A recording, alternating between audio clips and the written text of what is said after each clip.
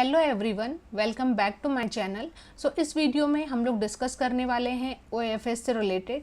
OFS होता क्या है, कैसे काम करता है, इसके बेनिफिट्स क्या हैं, इसके नुकसान क्या है, और एक एग्जांपल के थ्रू भी हम लोग ओएफएस को समझने का ट्राई करेंगे। तो इस वीडियो में लास्ट तक आप बने रहिएगा। At the end of this video आपको आइडिया लग जाएगा रिलेटेड टू ओएफएस। ओएफएस का फुल फॉर्म है ऑफर फॉर सेल।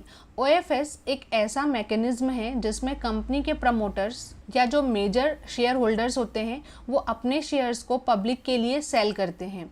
इस प्रोसेस का एक मेन ऑब्जेक्टिव कंपनी के शेयर को ज़्यादा वाइड इन्वेस्टर बेस में डिस्ट्रीब्यूट करना और लिक्विडिटी को बढ़ाना होता है। अब देखते हैं कि ये काम कैसे करता है। तो ओएफएस की वर्किंग में हमको काफ़ी सारे फेज देखने को मिलते हैं। फर्स्ट होता है अनाउंसमेंट। कंपनी के प्रमोटर्स या जो मेजर शेयर होल्डर्स होते हैं वो ओएफएस का अनाउंसमेंट करते हैं, जिसमें वो बताते हैं कि कितने शेयर्स सेल किए जाएंगे और किस डेट को ओएफएस ओपन होगा। नेक्स्ट फेज आता है फ्लोर प्राइस। ओएफएस के लिए एक फ्लोर प्राइस डिसाइड किया जाता है जो मिनिमम प्राइस होता है जिस पर शेयर को बिड किया जा सकता है। नेक्स्ट फेज आता है बिडिंग प्रोसेस का। ओएफएस एक स्टॉक एक्सचेंज के थ्रू कंडक्ट होता है जहां इन्वेस्टर्स अपनी बिड प्लेस करते हैं। बिडिंग प्राइस 1 या 2 दिन का होता है। नेक्स्ट फेज आता है अलोकेशन का। बिडिंग पीरियड के बाद शेयर हाईएस्ट बिडर्स को अलोकेट किए जाते हैं। अगर डिमांड ज़्यादा होती है तो जो शेयर्स होते हैं वो प्रो रेट बेसिस पर अलोकेट किए जा सकते हैं। और लास्ट फेज आता है इसमें पेमेंट का। सक्सेसफुल बिडर्स को अपनी बिड अमाउंट के हिसाब से पेमेंट करनी होती है और शेयर्स उनके डीमेट अकाउंट में क्रेडिट कर दिए जाते हैं। अब देखते हैं कि ओएफएस के बेनिफिट्स क्या हैं। फर्स्ट है क्विक फंड रेजिंग।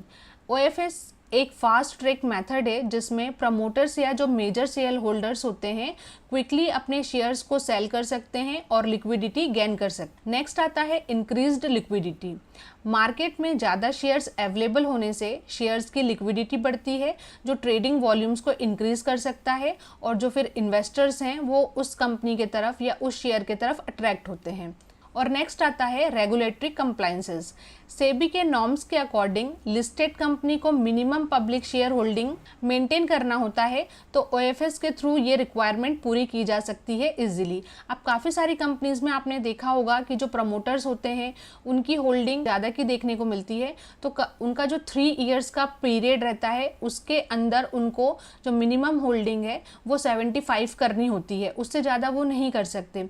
उस टाइम पे ये ओएफएस को लेके आते हैं सो दैट कि अपने जो शेयर्स हैं वो सेल कर पाएं। अब ये देखते हैं कि ओएफएस के नुकसान क्या क्या है। तो फर्स्ट है प्राइस प्रेशर।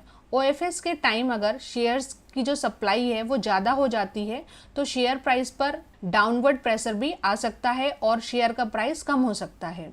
नेक्स्ट है डाइल्यूशन ऑफ कंट्रोल। अगर प्रमोटर्स या जो मेजर शेयर होल्डर्स हैं अपने शेयर्स ज़्यादा क्वांटिटी में बेचते हैं तो उनका जो ओनरशिप है और कंट्रोल वो डाइल्यूट हो सकता है। नेक्स्ट है मार्केट वॉलेटिलिटी। ओएफएस के अनाउंसमेंट के बाद शॉर्ट टर्म में शेयर प्राइस में हमको वॉलेटिलिटी देखने को मिल सकती है। अब इसे एक एग्जाम्पल के थ्रू देखते हैं कि मान लीजिए एक XYZ कंपनी है, उनके प्रमोटर 1 करोड़ शेयर्स को ओएफएस के थ्रू सेल करना चाहते हैं। वो एक फ्लोर प्राइस 100 पर शेयर डिसाइड करते हैं। जो इन्वेस्टर्स होते हैं वो अपनी बिड्स को 100 रुपीज़ या उससे ज़्यादा पर प्लेस करते हैं। बिडिंग क्लोज होने के बाद हाईएस्ट बिडर्स को शेयर्स अलॉकेट कर दिए जाते हैं और उनके डीमेट अकाउंट में ट्रांसफ़र कर दिए जाते हैं। अगर हम लोग कंक्लूड करें ओएफएस एक इफ़ेक्टिव टूल है जिससे प्रमोटर्स या जो मेजर शेयर होल्डर्स हैं अपने शेयर्स को क्विकली और इफ़िशियंटली पब्लिक को सेल कर सकते हैं। ये मेथड मार्केट लिक्विडिटी को बढ़ाने और रेगुलेटरी रिक्वायरमेंट को पूरा करने में काफ़ी ज़्यादा हेल्प करता है। आई होप सो ओएफएस क्या होता है आपको क्लियर हुआ होगा। और अगर फिर भी आपको ओएफएस से रिलेटेड कोई भी क्वेश्चन है तो आप कमेंट सेक्शन में लिख दीजिएगा, मैं डेफिनेटली उसका आंसर देने का ट्राई करूँगी। और अगर आप इस चैनल पर नए हैं या अभी तक आपने इस चैनल को सब्सक्राइब नहीं किया है तो सब्सक्राइब कर लीजिए, क्योंकि शेयर मार्केट से रिलेटेड जो भी रेगुलर अपडेट्स हैं वो आपको इस चैनल पर मिलते रहेंगे। आप बेल आइकन भी प्रेस कर सकते हैं, तो जब भी मैं कोई नया वीडियो अपडेट करूँगी उसका नोटिफिकेशन आपको पहले ही मिल जाएगा। Thank you for watching. Bye bye. Happy investing.